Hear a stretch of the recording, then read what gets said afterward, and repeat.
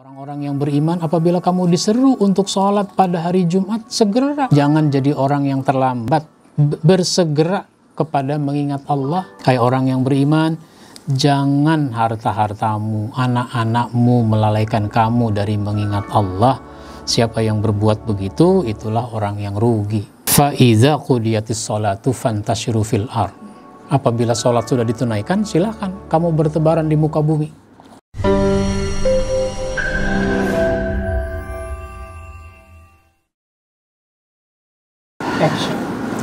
Assalamualaikum warahmatullahi wabarakatuh. Alhamdulillahilladzi an'amana bi ni'matil iman wal islam. Asyhadu an la ilaha illallah wahdahu la syarikalah wa asyhadu anna Muhammadan abduhu wa rasuluh sayyidul anam. Amma ba'd. Para pemirsa, kaum muslimin di mana saja Anda berada, dalam kajian akhlak jual beli, kita ingin membahas terlebih dahulu tentang akhlak penjual dan pembeli. Jadi dua-duanya. Dalam urusan jual beli ada akhlak penjual dan pembeli. Nanti baru akan kita bahas akhlak penjual dan akhlak pembeli secara tersendiri. Bagaimana antara penjual dengan pembeli? Yang pertama, tidak melalaikan diri dari beribadah kepada Allah Subhanahu wa ta'ala. Kita memang harus berdagang, kita memang harus mencari rezeki, tetapi kalau berusaha jangan sampai kita lalai dari beribadah kepada Allah Subhanahu wa ta'ala. Waktunya ibadah, ibadah, waktunya dagang, dagang. Jangan kita mencampur adukkan waktu, sehingga mestinya kita beribadah, kita malah sibuk dalam urusan perdagangan. Dulu ada kasus apa? Para sahabat, umumnya kan para pedagang, waktu itu sedang berlangsung sholat Jumat.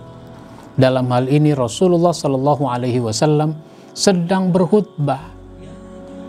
Ketika Rasul sedang berkhutbah, ternyata masuk ke kota Madinah kafilah dagang yang mengirim barang-barang dan menurunkannya tidak jauh dari masjid. Lalu ketika barang-barang diturunkan, itu kan dari luar kota. Itu ada sahabat melihat, wah, kalau ngambil barang sekarang enak nih. Semuanya pada di masjid, saya saja, sehingga saya bisa pilih barang yang bagus, kira-kira begitu.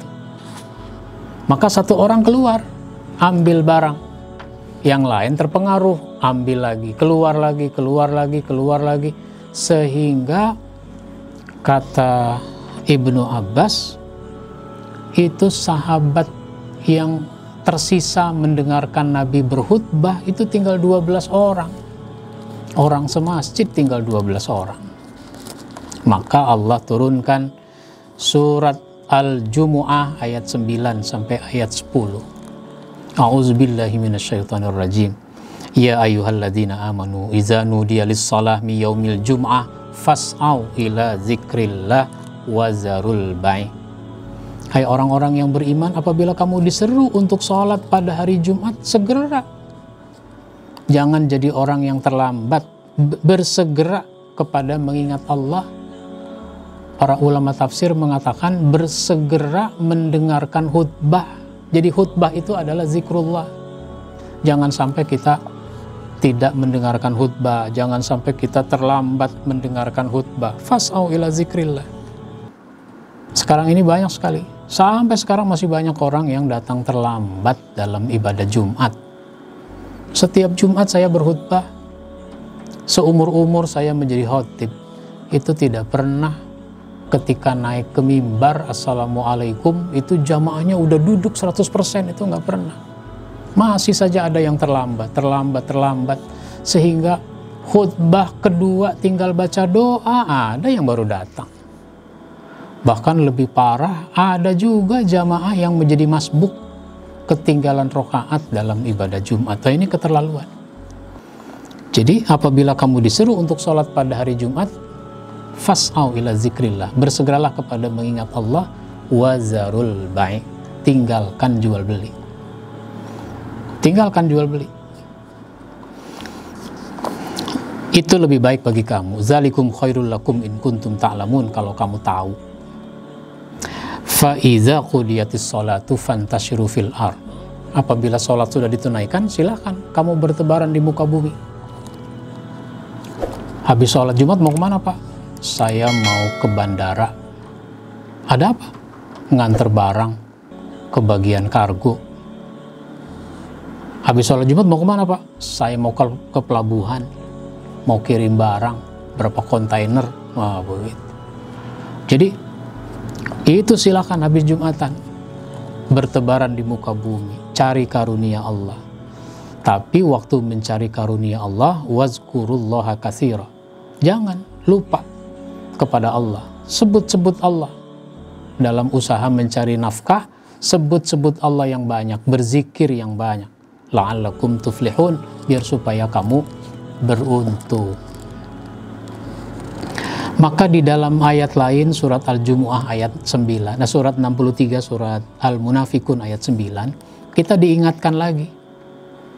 Penjual dan pembeli itu diingatkan lagi. Ya ayyuhalladzina amanu la tulhikum amwalukum wala auladukum an zikrillah wa may yaf'al dzalika faulaika humul khasirun. Hai orang yang beriman, jangan harta-hartamu, anak-anakmu melalaikan kamu dari mengingat Allah. Siapa yang berbuat begitu, itulah orang yang rugi. Maka jangan sampai kita mencari rizki, berdagang, sampai lupa mengingat Allah, sehingga menghalalkan segala cara di dalam perdagangan. Atau dalam konteks harta yang sudah kita peroleh, lupa juga, sehingga tidak kita tunaikan zakat, infak, dan sedekahnya. Jadi yang pertama, tidak melalaikan diri dari beribadah dalam konteks melakukan jual beli. Yang kedua, penjual dan pembeli jangan menipu, tidak menipu. Tipu menipu ini kan sudah sering terjadi, sudah biasa sehari-hari di pasar. Maka orang jangan tipu menipu. Karena itu merugikan kedua belah pihak. Menipu merugikan diri sendiri karena citra diri kita menjadi jelek. Menipu orang lain, orang yang mestinya mendapat harga yang murah, itu malah menjadi mahal. Atau mestinya dia dapat barang bagus, yang dia dapat barang yang jelek. Maka jangan ada tipu menipu dengan cara menyembunyikan cacat. Barang cacat tapi disembunyikan. Umpama nih, ada orang punya toko, dia tulis menjual barang sisa ekspor. Ya kalau betul-betul sisa ekspor, ya nggak apa-apa. Misalnya begini, ini pakaian mau diekspor. Mau diekspornya misalnya 100 kodi. Tapi pemesan yang di luar negeri itu nggak jadi 100 kodi. Jadinya 75 kodi. Yang 25 kodi ini namanya sisa ekspor. Nah gitu. Nggak apa-apa kalau begitu. Tapi jangan namanya barang mau diekspor itu disortir dulu. Mana yang bagus, mana yang kurang bagus. Ada cacat, dipisahkan yang cacat-cacat itu. Nah kemudian ternyata yang cacat ini ada 25 kodi, nggak bisa diekspor. Akhirnya dijual di sini, dikasih judul. Menjual barang sisa ekspor, padahal itu barang bukan sisa ekspor, tapi itu barang tidak layak ekspor karena ada cacat. Itu namanya menyembunyikan cacat. Nggak boleh begitu orang berdagang. Ada juga yang promosinya berlebihan. Itu juga namanya menipu, mempromosikan barang secara berlebihan. Oh, menjual obat. Obat apa? Obat batuk. Minum langsung sembuh. Mana ada. Itu namanya iklan yang menyesatkan. Minum langsung sembuh. Ya kalau diminum 4 hari kemudian sembuh ya bisa lah. Tapi kalau minum langsung sembuh, nah ini apa iya? Jadi jangan sampai orang tipu menipu, bohong membohongi dalam urusan perdagangan. Maka kata Nabi dalam hadis riwayat Tirmizi, at-tajirus saduqul amin ma'an nabiyyin was-siddiqin wasyuhada. Ini hadis riwayat Tirmizi, pedagang yang jujur dan dapat dipercaya bersama para nabi, orang-orang yang benar, dan para syuhada, orang yang mati syahid.